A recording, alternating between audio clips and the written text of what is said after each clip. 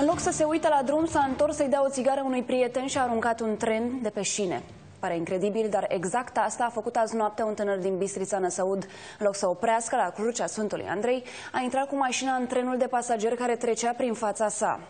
Garnitura a deraiat, dar pasagerii au scăpat fără nicio zgârietură. Șoferul imprudent, prietenul care i-a cerut o țigară și amicul din dreapta sa n-au fost la fel de norocoși. Toți sunt acum la spital.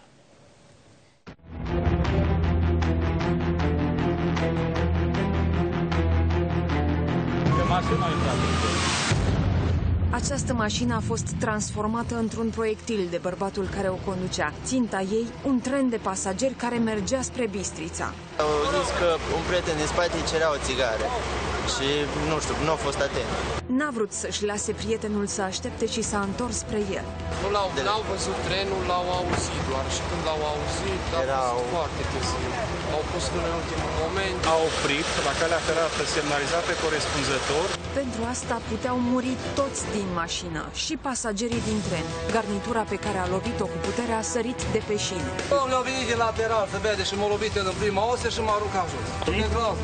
Mecanicul locomotivei își amintește clipele de groază și nu-i bine să creadă că pasagerii trenului au scăpat doar cu o zgârietură. Cei trei tineri din mașină, în schimb, strigau după ajutor din mormanul de fiare în care erau captivi. Localnicii au încercat să-i ajute înainte să vină medici.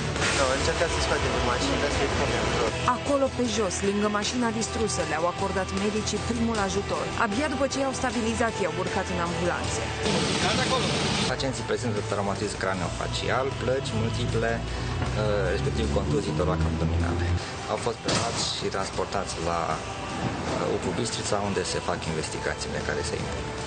Tinerii au rămas internați în stare gravă, dar stabilă. Șoferul are acum dosar penal pentru vătămare corporală din culpă. Circulația feroviară a fost blocată mai multe ore, până când o macara a pus din nou locomotiva pe șine. Pasagerii au fost nevoiți să facă autostopul ca să ajungă acasă.